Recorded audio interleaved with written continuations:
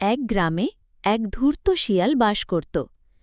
একদিন সেই এক মুরগিকে খাঁচার পাশে একা ঘুরতে দেখল। তখন তার মাথায় এক খারাপ বুদ্ধি এল। প্রিয় মুরগি, তুমি কত সুন্দর!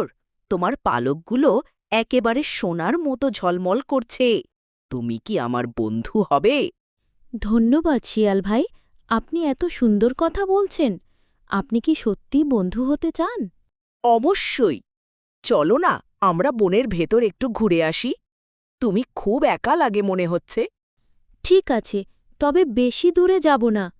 মুরগি খাঁচা থেকে বের হতেই শিয়াল তাকে ধরে ফেলল। বাঁচাও, বাঁচাও! মুরগির ডাক শুনে গ্রামের মানুষ ছুটে এলো। তখন মানুষ দেখে শিয়াল পালিয়ে গেল। মুরগি রক্ষা পেল। বুঝলাম, সব মিষ্টি কথা বিশ্বাস করা উচিত নয়।